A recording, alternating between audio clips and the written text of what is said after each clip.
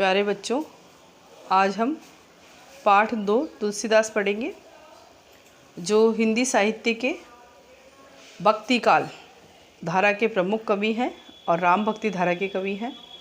तुलसीदास का जन्म संवत 1589 में हुआ था और मृत्यु संवत 1680, जो मैं पहले भी बता चुकी हूँ। संवत और सन दोनों में बहुत अंतर होता है। संवत में से 57 साल घटा दे तो सन आता है। और आपको अपनी अपनी नोटबुक में उसी तरह से जीवन परिचय लिखना है जिस तरह से मैंने पिछले अध्यायों में बताया है। अब आप स्वयं करेंगे।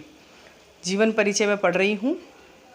तुलसीदास का जन्म उत्तर प्रदेश के बांदा जिले के राजापुर गांव में संवत 1589 के लगभग माना जाता है।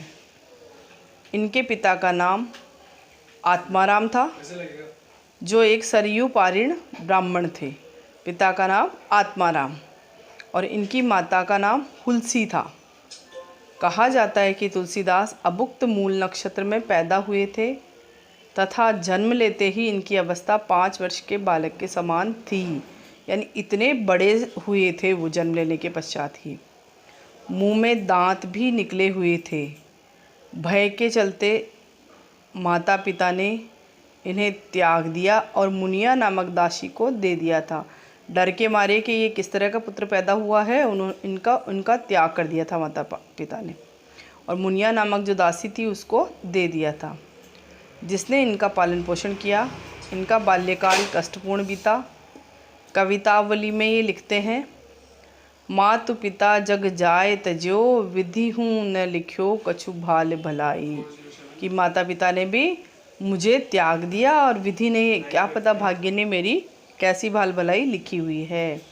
इनके गुरु का नाम नरहरि दास बताया जाता है। ये सब आपको लिखना है, माता पिता का नाम, गुरु का नाम, ये सब आपको विशेष में लिखना है। इनकी पत्नी रत्नावली विदुषी थी, किंतु इनके किसी कारणवश वैवाहिक जीवन अधिक समय तक न चल सका। इन्होंने गृह त्याग कर दिया और घूमते घूमते अयोध्या पहुंच गए। वहीं पर संवत 1631 में इन्होंने रामचरितमानस की रचना की। रामचरितमानस की रचना कब की इन्होंने? 1631 में। और ये विश्व का एक अप्रतिम महाकाव्य है, जो सबसे ज़्यादा भाषाओं में लिखा गया और सबसे ज़्यादा लोगों द्वारा पढ़ा गया है। बाद में ये काशी आकर रहने लगे। जीवन के अंतिम दिनों में पीड़ा शांति के लिए इन्होंने हनुमान की स्तुति की, जो हनुमान बाहुक के नाम से प्रसिद्ध है। इनकी मृत्यु के संबंध में किसी निम्नलिखित दोहा प्रसिद्ध है। संवत 1680 असी गंग के तीर, श्रावण शुक्ल सप्तमी, तुलसी तज्यो शरीर। संवत 1680 में गंगा के तीर पर श्रावण मास की शुक्ल पक्ष की सप्तमी को तुलसीदास ने अपना शरीर त्याग किया था। इन्होंने राम के अनन्य भक्त के रूप में दास्य भाव अपनाते हुए अनेक काव्य ग्रंथों की रचना की, जिनमें से निम्नलिखित प्राप्त हैं। इनकी प्रमुख रचनाएं, जो आपको अलग से कृतियाँ या रचनाएं लगा कर लिखना है: रामचरितमानस, विनय पत्रिका, दोहावली, गीतावली, कवितावली, रामाज्ञा प्रश्न, बरवे रामायण, जानकी मंगल, पार्वती मंगल, रामनला नहचु, वैराग्य संदीपनी तथा कृष्ण गीतावली। ये सब इनकी रचनाएं हैं। कुछ ब्रजभाषा में हैं और कुछ अवधी में है। तुलसी आदर्शवादी कवि थे। इन्होंने आदर्श चरित्रों का सृजन कर हमें अपने दैनिक जीवन में उनके अनुकरण का संदेश दिया है।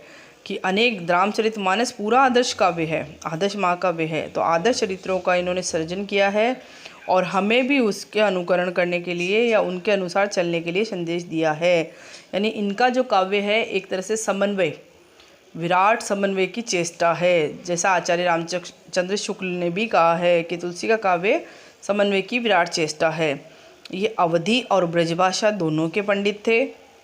दोनों भाषाओं का शुद्ध और परिमार्जित रूप इन्होंने अपनाया है, यानी ब्रज में भी लिखी है इन्होंने अपनी रचनाएं और अवधी में भी लिखी है।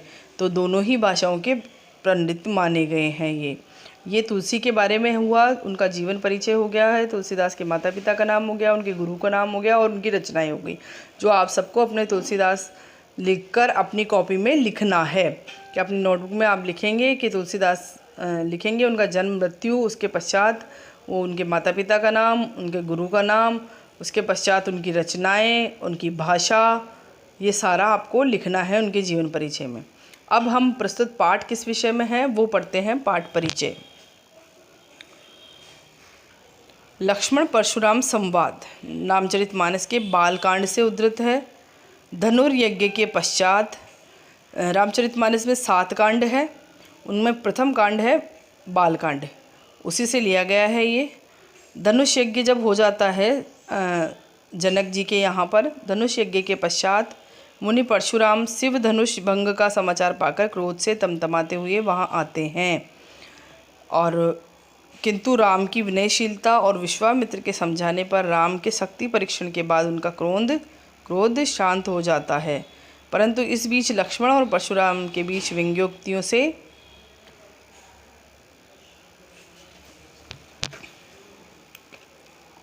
युक्त जो संवाद को यहाँ प्रस्तुत किया गया है,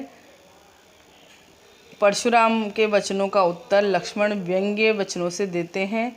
लक्ष्मण जहाँ विवाद वत्सल है, नीतिज्ञ एवं सौजन्य के प्रतिमान के रूप में प्रकट होते हैं। विश्वामित्र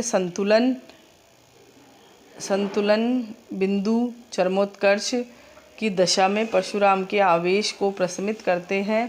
परशुराम का क्रोध भय से अधिक हास्य का आलंबन बन गया है। ये है पाठ।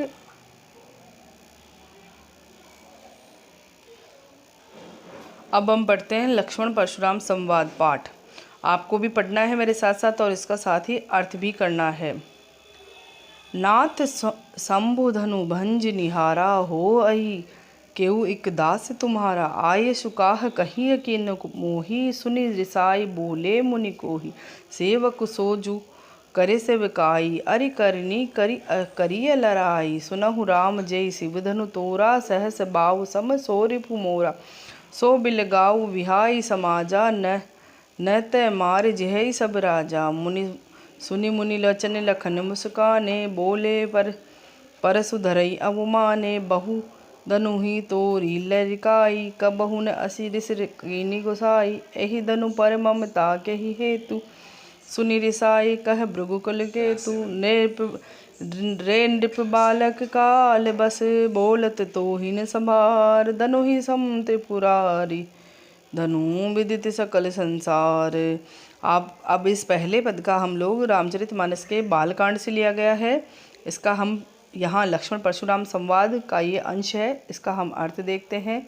नाथ शंभु धनु भंज निहारा, होई को केव इक दास तुम्हारा। यहाँ परशुराम का आगमन हो चुका है और परशुराम जैसे ही देखते हैं कि धनुष टूटा हुआ रखा हुआ है तो वह पूछते हैं कि ये धनुष किसने तोड़ा है। तो राम विनय पूर्वक वहाँ जवाब दे रहे हैं कि नाथ शंभु धनु भंज निहारा, कि हे नाथ ये शंभु का जो धनुष जिसने तोड़ा है, होई केऊ एक दास तुम्हारा, कि तुम्हारा ही एक दास होगा। आये सुकाह कही किन मोही, सुनि रिसाई बोले मुनि कोही। आये सुकाह कही किन मोही, कि मेरी आज्ञा तुमने कहाँ प्राप्त की है। सुनि रिसाई बोले मुनि कोही, कि मुनि ने क्रोध में आकर बोला।